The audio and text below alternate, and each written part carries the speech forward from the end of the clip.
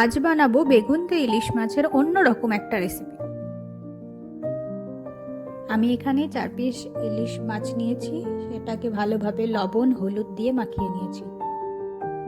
ভালোভাবে লবণ হলুদ মাখানোর পর একটা কড়াইয়ে সর্ষের তেল নিয়েছি এবং সেটাকে ভালোভাবে গরম করে মাছগুলো এবার ভেজে নেব। খুব সাবধানে মাছগুলোকে তেলের মধ্যে দিতে হবে যাতে ভেঙে না যায়।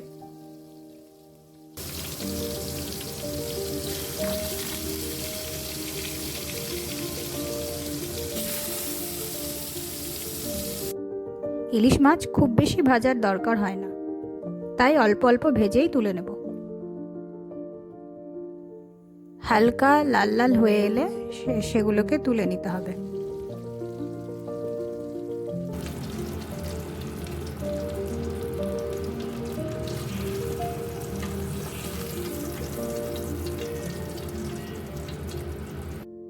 যেহেতু এই রেসিপিটা বেগুন দিয়ে হবে, তাই একটা মিডিয়াম সাইজের বেগুন ভালো করে ধুয়ে নিয়েছি। তাই প্রথমে সেটাকে অর্ধেক করে সে অর্ধেক পিসগুলোকে আমরা 3 বা 4টি পার্টে কেটে নিয়েছি।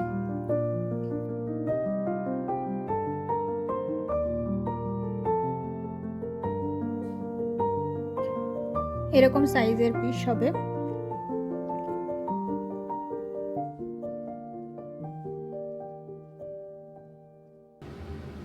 তারপর কড়াইয়ে সেই মাছ ভাজার তেলটাতেই বেগুনগুলোকে ভেজে নিতে হবে।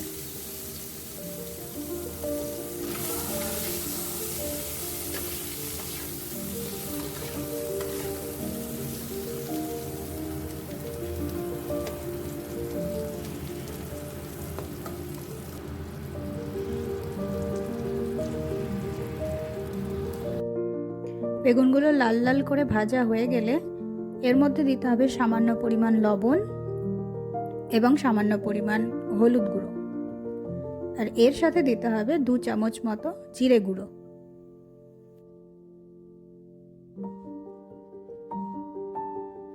এই রেসিপিটাতে আর কোনো রকম মশলা ইউজ করা হয়নি।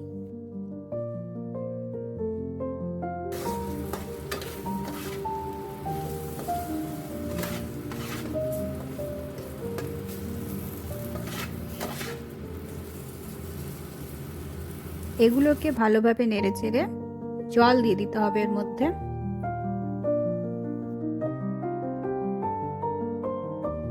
আর দিতে হবে কয়েকটা কাঁচা লঙ্কা।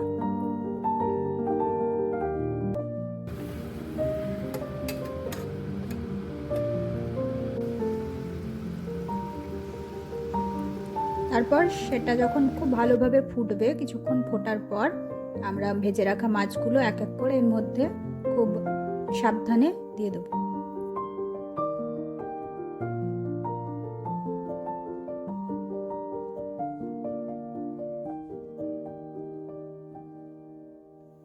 বেশ ভালোভাবে সেগুলোকে ফুটিয়ে নিতে হবে।